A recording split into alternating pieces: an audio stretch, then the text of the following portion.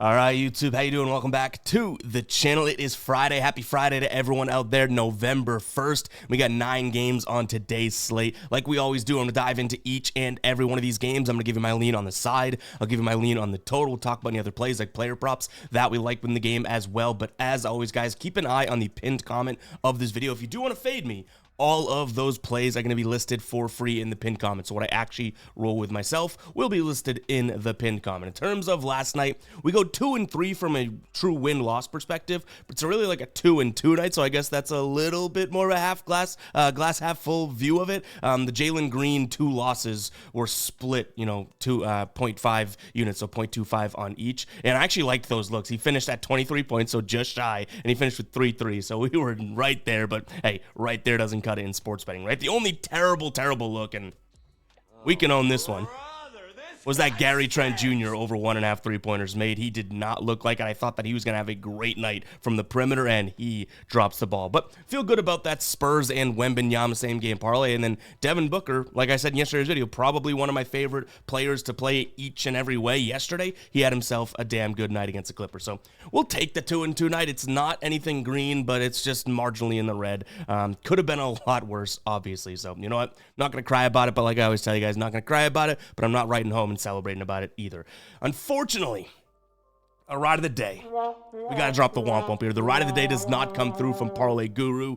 He cashed 3 in a row prior to, so we can give him credit there, but ultimately comes up shy with his PJ Washington one last night. But you know what? 3-0, still really good performance. That means out of the 4 plays we got from Parlay Guru, he hit 75% of them, and actually he had a bonus one that cashed as well. So good job, Parlay Guru, but your run has come to an end. If you guys don't know what the ride of the day is, it is simple. Just use that hashtag ride of the day or ROTD in the comments. I jump on board with one person's play in the comments, then give you a shout out in the next video, win or loss. If that pick wins, we continue to ride with your plays until the wheels fall off, until you do catch an L. But hey, maybe you'll go on a long streak and get multiple shout-outs over and over again like Parlay Guru did. So get those hashtag ride of the days in the comments. Let's go ahead and dive into this slate. Make sure you guys are hitting that like button and hitting that subscribe button. I'm still eyeing 100,000 subscribers, and I could not be more proud of what we're doing here, myself on the channel with Tassos and Trey. Like, we got a great team. I'm very excited that we're getting so damn close. So hit that subscribe button if you are new. Let's go ahead and jump into game number 1. We got Charlotte taking on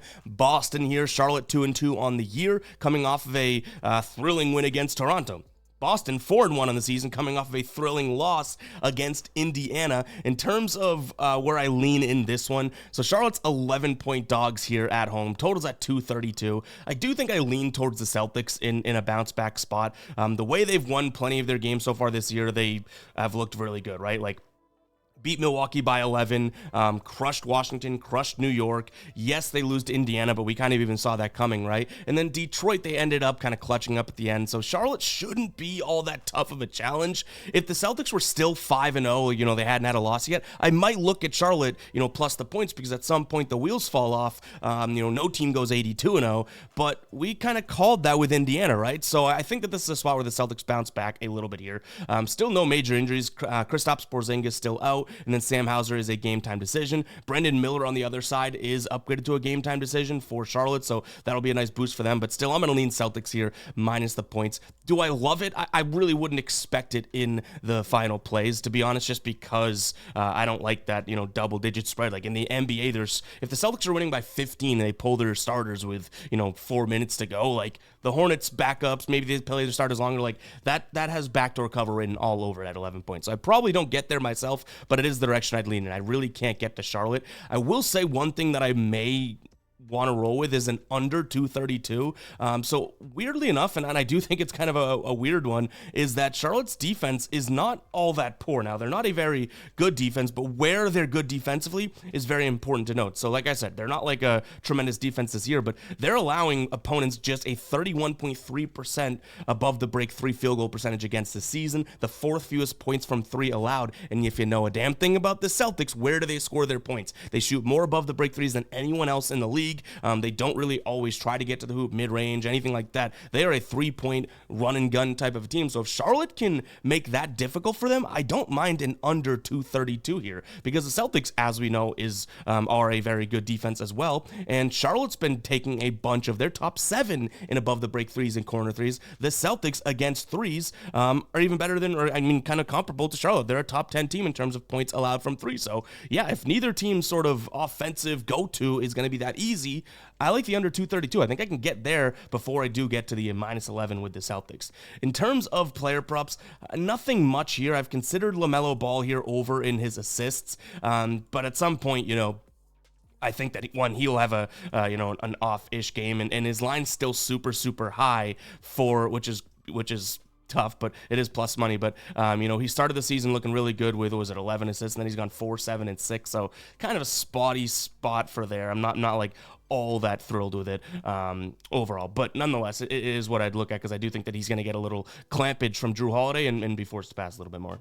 All right, moving on, Detroit taking on the Knicks here. Detroit getting 6.5 points at home. That totals at 218. I think I've seen a 217 out there, so this thing is moving down quickly, which makes sense why, right? You have the Knicks, who haven't necessarily pulled out all the stops in terms of looking great offensively yet, even though they have the talent, and Detroit is not all that great, offensively either this season. Now, one thing I will say is 6.5 points in terms of a spread spot here, it's a little bit too high. I see these two teams kind of lining up fairly well from a head-to-head perspective, which is not a good look for the Knicks. You know what I mean? I think that this is a spot in which Detroit may be able to hang with them defensively. If you were to say, hey, which team's better defensively, I think it's almost more of a toss-up than you might think. Detroit should win should probably win the rebound rate. They should win they are the more efficient defense through 4 games in the season. So if this is like a gritty, low-scoring game, I'll take the team that's going to rebound more and play better defense, which is kind of crazy to say. Now, one thing that I will mention, and it's kind of thing that puts that cherry on top for me to potentially play the Pistons, because I sounded the psycho alert alarm. Even if you're playing the Pistons anytime, it's always crazy, because even if the numbers look okay, it's still Jalen Brunson, Karl Anthony Towns versus the Pistons. You know what I mean? It's still kind of crazy and takes some cojones to actually put your bread on it. So I don't know if we get there, but I do lean Pistons because they do like to shoot from the restricted area. A couple guys that like to get there, right? And if you look at New York, they are just not exactly all that great in terms of points in the paint allowed this season. They're middle of the pack, allowing a 73% field goal percentage, which is a lot, but overall, just because not a lot of teams are taking it to them. But Detroit, I think, will. They're 13th in terms of field goal attempts per game from the restricted area, so I like their spot there. They like to take above the big threes, too. That's kind of their second go-to. In New York, not exactly the best, points allowed from 3 team this year either. 5th most threes allowed. Now, they're a little bit skewed because they had that night 1 game against the Celtics. So take these stats with a grain of salt. It works both ways with the field goal percentage against down low. Celtics didn't shoot many of those. And then the field goal percentage from above the big three. Celtics shot 1 million of those, right? But even still, the numbers are looking favorable somewhat for 6.5 points. Do I think the Knicks win this game? Yeah, but if I had to put my finger on a spread, it would probably be 3.5, 4.5. Now, that's a bucket difference from 6.5. So, yeah, I'm going to lean towards the Pistons. I already sounded the psycho alert alarm. I get it. Total sitting at 218. I do think it's a little bit too low. This is the slowest team in the Knicks this season and the 28th ranked team in terms of pace, so the 3rd slowest in the Pistons. I still don't necessarily think that 218 is too high for them. I think that they can probably both get to 107 in terms of scoring. Now, Detroit this season, 109, 101, 118, 98, 105. They've kind of been a mixed bag.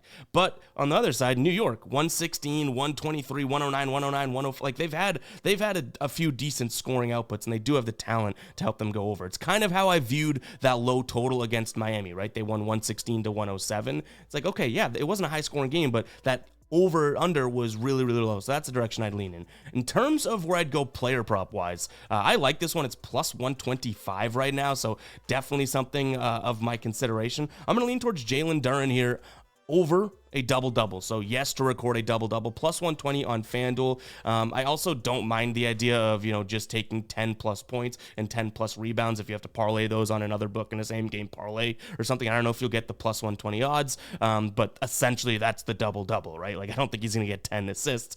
He's done it in his only 2 games here against the Knicks, which is good to see. On the season, only has 2 double-doubles, so yeah, that's a little bit tough, but overall, he has plenty of rebound chances. He's averaging 16.2 rebound chances, and he's one of those guys that gets more of his rebound chances than 50%. So I like him to get a double-double. I don't think that he's really going to be all that, intimidated or anything by Karl Anthony Towns. They are kind of allowing, I guess, not a decent amount of rebounds overall, but not necessarily to the center position, which worries me. But Jalen Duren is a dog eater, so I think that he goes out there and grabs 10 boards, hopefully. Again, it's a plus 120 play. This whole game is kind of like a flyer type game for me because I see some spots, but are we getting too cute? We could be getting too cute because we're betting on the Pistons here if we make this a final play. That's crazy. All right, next up, we have the Cavs taking on the Magic. If you've been watching this season, you know that these are two of my favorite teams in a sense to kind of bet on and even watch this year because I think they're both have very, very kind of an underrated thing going on right now. Now, overall, I think a lot of people are aware of how good they are, but to me, it's like you don't really see much talk about the Cavs or much talk about the Magic. Well, now they're playing each other, and the spread is 8, which is so big, but I do think this is a Cleveland team that means business. The season, they're 5-0. I will say, like I even said about the Celtics, at some point they drop a game, and this could be it, but at home here against Orlando, I could see them going and continuing to do what they do. What they've done this season has been great. They're scoring the second most points per game. They're allowing the 5th fewest points per game. They're the number 1 offensive efficiency team, top 5 defensively when it comes to efficiency, assist to turnover ratio. They're in the top 10. The only thing that I think Orlando will body them on here is rebounds, so I actually considered like Allen's under in rebounds, Mobley's under in rebounds. Couldn't get there overall, but it was a lean. Like Magic are allowing the fewest rebounds to center so far this season, but still Jared Allen is like kind of a beast, so I stayed away from it, but those were like a lean of a lean in a sense. But then we get right back to where Cleveland's successful. Points in the paint, they should be great both defensively and offensively, which by the way, that's where Orlando shoots a lot of their shots from in the paint and in the restricted area. And then points allowed from 3 and points scored from 3. I think that they should win that battle as well. So all that said, every category and key stat that I like to look at here, Cleveland, other than rebound rate, does kind of win it out. So I'm going to lean Cleveland minus the 8 points here. The total's at 216.5, and I get why this is so low. You have two fairly defensive teams, obviously, right?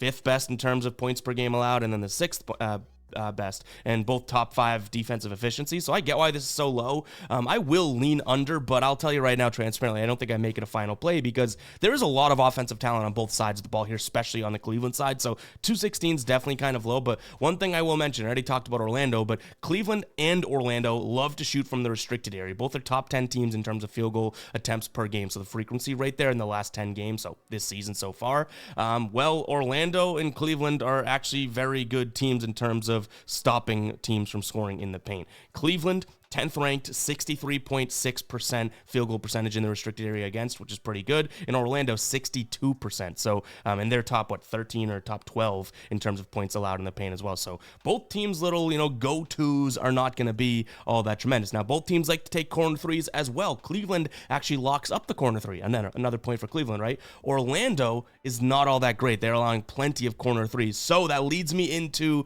a player prop here, which is kind of a weird one. And maybe, like I even said, maybe we're getting too cute again, but for plus money, there's 2 ways I would play this guy. For plus money, over 1.5 threes for Dean Wade, I really don't mind. That's plus 116 right now over on FanDuel, plus 114 on DraftKings, 108 on Caesars, 105 on MGM. I would also say the safer route would be is over 5.5 points, because if he hits 2 threes, he has 6 points, right? And this is now only minus 120, so it's kind of a matter of if you like the plus money or not. I do think he has a good chance of hitting 2 threes, but what if he gets the foul line 3 times or has 3, like, you know what I mean? He can cash this more ways, obviously, not just with 3. So Dean Wade, and again, I hope we're not getting too cute here, pulling out of all the names in this game, we're looking at Dean Wade to hit 2 threes or to score points, but I do think that his shot profile, he shoots more corner threes in the Cavs than anyone else, and the Cavs like to shoot corner threes, and Orlando struggles against corner threes, one of the only spots on the floor that they struggle. I don't know, maybe it's a genius spot, maybe it's too cute, but I like Dean Wade here over in threes, and then I like even more his points because it's a little bit safer there. All right, guys, real quick, before we jump into the rest of the games, I wanted to talk to you about Underdog. You can get a free square today. LeBron James, 0.5 5 points by signing up with the link in the pinned comment. I'll also put the link in the description, whichever one is easiest for you. You're also going to get up to $1,000 in bonus cash into your account when depositing today. So go get this free square and go get that up to $1,000 in bonus cash with Underdog. If you do not know what it is, you essentially just pick higher or lower on set projections for players in the app. You combine them into an entry, 2 or more players, and the more you win, the more you get paid out. You can win up to 1,000 times over on Underdog. I know that we love normal sports betting and stuff like this, but Daily Fantasy Sports app makes it super fun and quick because they do discounted plays, they do boosted plays, free squares like this. Like, go check out Underdog, guys. If it's available in your state, you're missing out if you're not on it, and you're gonna get up to $1,000 in bonus cash and a free square. Kind of sounds like a no-brainer to me. Go check it out. That link is in the pinned comment as well as the description, whichever you feel is easiest to get to. Go check out Underdog, link in the pinned comment and description. All right, next up, we have the Hawks taking on the Kings. Hawks getting 6.5 points at home. Totals all the way up at 239. I've seen some 238s out there. Obviously, as the time of recording, we work with the numbers we have. So by the time you guys are looking at this, that total may have moved plenty. Right now, Hawks 2-3 so far on the season, coming off of 3 straight losses. They did beat Brooklyn, then they beat Charlotte, then they lost to OKC, you can understand. But then they lost 2 games in 3 days to the Washington Wizards. And one of them was close, one of them they got crushed in. Sacramento coming off of 2 straight losses. Now, they've lost their, I guess you could say, test games this year. They're 2-2 on the year. They lose to Minnesota. They lose to the Lakers. And then they beat Portland and they beat Utah. But I would put the Hawks more in that, lower echelon type of grouping, right? So I like the Kings in this spot. The 6.5 points worries me with this total so high because both teams like to run. And, if you're playing it right into the hand of what the Hawks like to do as the 3rd highest paced team so far this year, it worries me. But overall, I could see, Sacramento pulling away from this one. They're the better offense, definitely the better defense. They are a top 10 defense in terms of efficiency as well as points per game this year, whereas the Hawks are bottom 3 in both of those categories. So, if this becomes defensive, then that under probably ends up hitting and Sacramento wins. But overall, I think that, better offense, better defense. Maybe Atlanta's going to be a little bit better when you get closer to the hoop with rebounds and, points in the paint, that type of thing. But overall, 239. Let some of your guys run here. Sacramento minus the points for me. Total-wise, like I said, I've kind of even gone back and forth as we talk about it, right? I like the idea of Sacramento playing some defense and locking up, but still, this Atlanta team will run, and if they're that bad defensively, they'll move, and Sacramento's not going to say, this is not like the Nuggets, do you know what I mean? Sacramento's not going to go, no, we're not going to run. Sacramento's the 11th fastest-paced team in the league this year, too, so 239 is too high for me, so I will lean under, but if someone's saying, hey, I'll take the over here, I don't know if I would argue it because these are 2 really fast-paced teams. And like I said, the Hawks are definitely going to try and run at home. And the Kings are not going to be a team that says, hey, you want to run, let's try and slow you down. That's not their MO. They might just run with the Hawks. So I'll lean towards the under because I think the Sacramento Kings are defensive, but there's a lot of credence to someone taking the over here. In terms of a player prop, I don't really have much of a take on player props here. DeMar DeRozan may be a spot in which I'd consider. I think he matches up well against this Atlanta team, and he's hit his over points plus assists in, 10 straight games, but 4 straight here for the Kings. At some point, the wheels will fall off for him because he's had, the line's 25.5. He's had 28, 26, 26, 28. So he's just narrowly cashing it, you know what I mean? But overall, I don't mind the spot. He's also hit it in 4 straight games against the Hawks. Yes, different ball club when he was with the Bulls, but overall, he's averaging 33 points per assist, points plus assist in his last 4 games against the Hawks. So maybe that's a spot that we consider there. All right, Toronto taking on the Lakers here. Toronto getting 8.5 points at home. Lakers 3-2 to start the year, 4-1 against the spread. They've lost 2 straight games, but I give them credence to those 2. Like, the Phoenix Suns in Phoenix, Cleveland Cavs in Cleveland. Like, those are 2 really good teams. Toronto, on the other hand, struggling this year. They did win their 2nd game against Philly, but they've played a pretty tough schedule. They played Cleveland, Philly, Minnesota, Denver, and then they did lose that close one. I already talked about it when we talked about Charlotte, right? So 1-4 on the year. They are 4-1 against the spread, which I think is very, very crucial here because I am on Toronto tonight in terms of a lean at plus 8.5. Now, this is a Lakers team that, albeit I mentioned how those are tough games that they lost. They did lose both of those on the road. They're now on the road here in Toronto, and both these teams love to shoot from in the paint and especially in the restricted area. Toronto, 3rd highest frequency from the restricted area, and then the Lakers, 6th highest. Well, if you look at points in the paint here, it's actually not all that favorable for the Lakers. They are, now both teams are allowing quote-unquote plenty of points in the paint per game. But when you look at field goal percentage here, Toronto, 62% of their opponents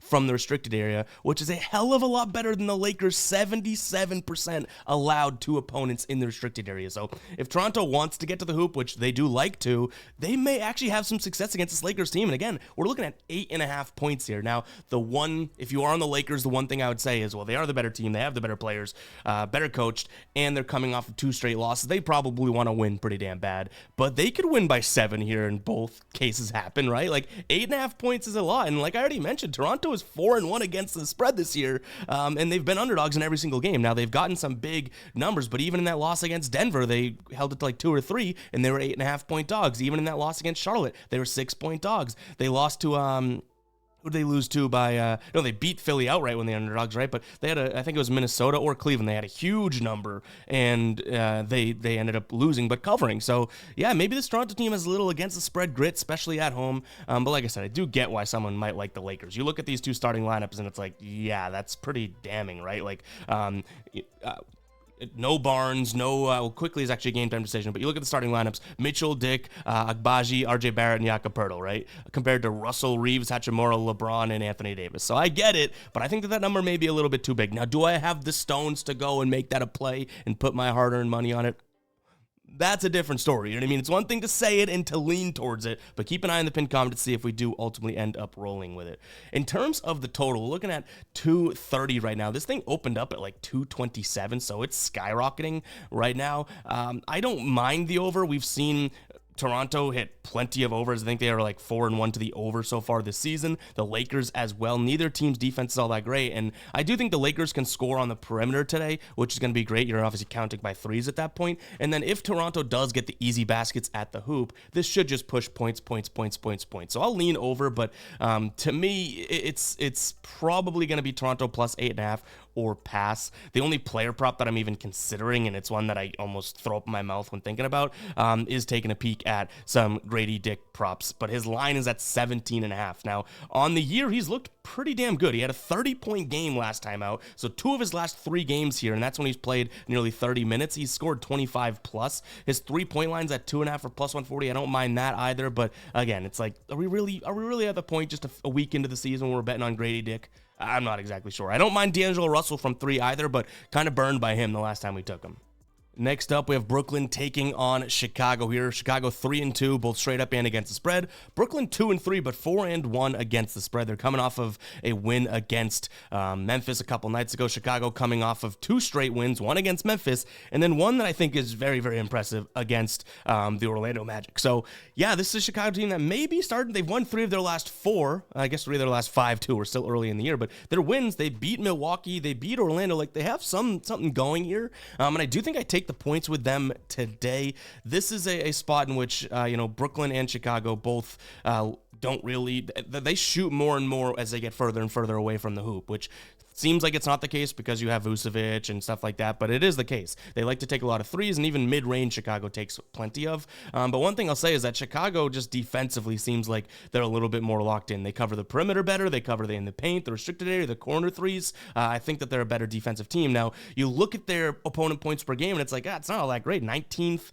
in terms of rank of opponent points per game, but that's because they're playing faster than anyone else in the league. In terms of their actual defensive efficiency, so when it comes down to per possession, they're top 5 defense. So I think that they're an underrated defense right now because of that transition stat, which obviously, like, if they play super, super fast, teams' points per game will be higher, but per possession, maybe not so much, right? So I'm going to lean Chicago here plus the 1.5 points, maybe on the money line just for some plus money. In terms of the total, it's at 226.5. I'm actually going to lean towards the under. I don't think that this is going to be a fast-paced Chicago team all year long. I could be wrong about that, but they're, like I said, they are actually, if you just take one step further, actually a fairly good defensive team right now. They do not turn the ball over a ton. They rebound well. They don't allow many points from the perimeter, which slows things down a lot, right? So yeah, give me Chicago in this spot as well as the under 226. I'm considering Kobe White in terms of over in points, but I don't think I get there. It's the only thing that really jumps out to me here. Like I mentioned, the Bulls do like to shoot further and further away they get, and obviously Kobe White likes to huck it. So maybe this is a spot in which we either go for his points or say, hey, screw it, over 2.5 threes. I feel like he can hit that. So far this season, he's hit it in 3 of 5 games. So We'll see, but you guys usually can tell by my tone if it's something that I'm loving or just something that I'm kind of like, I see it, but we need to definitely validate it a little bit more. It's more likely the latter. I don't know if I get to that Kobe White spot. Guys, go pick up some merch over on fademe.store. We have the new Gambler collection. I'm rocking the rope hat here. That's the Gambler Fall 2024 collection. Some of my favorite products that we've launched so far to date. This super comfort hoodie that we have, we've launched this in the Gambler collection before for the 2.0, but it is one of my favorites. In fact, look at that stud right there. Look at that guy. But go ahead and check it out, guys. That link is going to be in the pinned comment. What's cool is if you get the hoodie and the hat, you're going to get a discount as well. It auto-applies it right in the checkout. But go check it out. If you want to support us and get some great merch at the same time, head over to fademe.store. We have new rope hats in stock. This Hail Mary one is super, super nice. The Make Money on a Sunday is one of our best-selling football tees that we only launched, I want to say, like a little bit over a month ago, and now it's one of our best sellers. But go ahead and check it out, guys. All that will be in the pinned comment. Go check it out. Link in the pinned comment. I said that 10 times so far, but support what we're doing here. Pick up some Fade Me merch. The Gambler collection is selling pretty quickly. We still have all the sizes available, but if you do want to pick up the new stuff, that link will be in the pinned comment. Like I've said, I don't know, a million times during this promo here, but go check it out. Help support what we're doing here. fademe.store. Pelicans taking on the Pacers here. Pelicans 4.5-point dogs at home. Total sitting at 232. This is a tough one. If you look at the injury report, it's gross. You have Nembhard and Turner, both game time decisions for the Pacers. And then on the other side of things, you still have Murray out. We have Murphy still out, Herb Jones out, and CJ McCollum listed as out. Even Hawkins, Tice, and Missy are game time decisions for the Pelicans. So tough one to peg here. I think I lean towards Indiana if these guys play. Like, this is going to be Brandon Ingram and Zion and who, right? Jose Alvarado, Daniel Tice, Hawkins. Like, yeah, that's not that great of a team. And I don't even know if Ingram and Zion... Tell me if I'm wrong. Actually, let me know in the comments, guys. This will be kind of the comment question of the day. I don't know if Ingram and Zion really coexist all that well. Watching them this year, I've thought this in the past, but it's almost being validated this season. They just don't seem to play off of one another whatsoever, which isn't necessarily their fault. It's not their play type, but those are two guys. You know, you put Ingram at the 2 or 3, Zion at the 4, like, it's almost like they're just kind of clashing, but whatever. That's just what I've seen from the eye test. I don't know if the numbers in terms of their unit and whatnot would say differently, but nonetheless, point still being that I like the Pacers here, minus 4 points if Miles Turner plays. I think I can get over if Nembhard doesn't play, but Miles Turner is going to be the big one here, obviously. So we'll see if he ends up going. I believe he sat out in that Boston game, right? So he did miss a game, so we'll see if he ends up actually rolling. In terms of the totals at 232, I'd like to think over, right? But I can't see where the points necessarily come from on the Pelican side of things. Even if they do score a lot, it's going to be Ingram from the, I guess from the mid-range, and then Zion from the in the paint. Like, I don't think that they're going to be putting up many 3 balls or anything like that. So if we're counting by twos, 232 is a pretty damn high number. So give me the under in this spot as well, but I'd much rather just roll with Indiana. If Pelicans were healthy, like if CJ McCollum was playing or if DeJounte Murray came back, then I do think that the Pelicans have their issues, but I think that I could be convinced of a Pelicans spot, but they're just so beaten and bruised that I really can't consider it. And then no major player props. Like I said, I like Brandon Ingram from the mid-range, but because of all the injuries, his line is, like when we cashed his points plus assist line a couple nights ago, right? His points line is the same as his points plus assist line was a couple nights ago. So that just says inflation all over it. I don't want to touch something when it gets too high like that. All right, Minnesota taking on Denver. This is obviously a tough one here. You have two good teams. I don't know if we would necessarily say that Denver qualifies just yet, but Minnesota has the same record as them, right? But Minnesota's played somewhat of a difficult schedule. Denver, not so much. They've played the Clippers, Toronto, and Brooklyn. The one game that I think is tough would be that OKC loss opening night, but nonetheless, that's neither here nor there. This is a playoff rematch, obviously, right? Did this go 7 games last year? I might be mistaken there, but nonetheless, guys, I think it's going to be a good game. We see a spread at 4.5, but ultimately I think the Timberwolves pull away at the end. They just seem deeper and just a little bit more put together. Like, this is a Denver team that's played, is it 2 overtime games in a row? Toronto and Brooklyn? Is that true? Like, they must be worn down. And think about the teams I just mentioned. Toronto took you to overtime. Brooklyn took you to overtime. And it's not like you're returning home now. You're still on the road in Minnesota. Minnesota all day for me. Aaron Gordon also may not play. He's listed as probable, but he is on the injury report. So I think that that's a factor. But I just feel like this is a Minnesota team that's just I don't want to say head and shoulders better, but they match up fairly well. And this is a Denver team that just is not deep. I don't think they're going to be as bad as they've looked. A lot of people are like, oh, Denver may be falling down, and blah, like, they're still going to be okay. This is a team that's well coached. They have Jokic, they have Murray, Porter and Gordon are two of the best, 3 and 4s in the league in terms of starting five.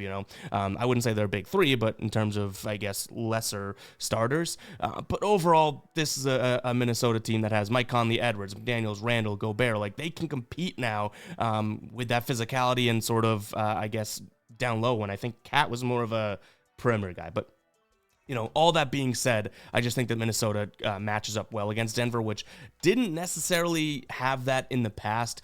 For example, here, Denver loves to shoot at the rim. They're not shooting a very good percentage at the rim, but they shoot more than all but one team in the league. Minnesota is 68% from field goal percentage against down there. Not all that crazy, right? But when it comes to perimeter defense is where Denver may actually have some of the upper hand here. So they do prevent threes fairly well. Minnesota has been hucking this season, so if you're on the Denver side, that's probably your argument. But overall, I think that this is a Minnesota team that still will win the perimeter battle. They should be the better team down low when it comes to defense. They're a better defense overall in terms of points per game and efficiency, and they'll win the rebound battle, in my opinion. So for all those reasons, if this was Shark Tank, for those reasons, I'm out on Denver. I'm in on Minnesota, minus the 4.5 points. Now, that totals at 218.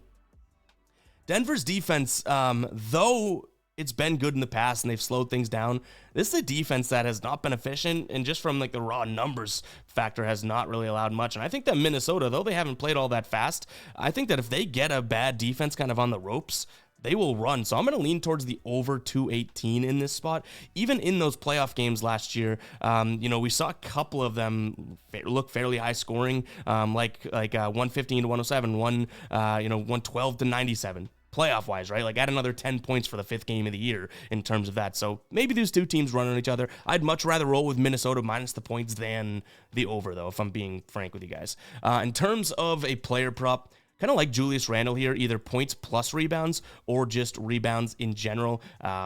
Last year, this was a weak spot, I guess, for Denver overall. They covered power forwards pretty well, though, so Julius Randle obviously being that power forward, but he's a little bit more of a hybrid, right? Like, Julius Randle will get the ball in the mid-range and kind of make something happen versus just being a normal power forward. So I like his spot here.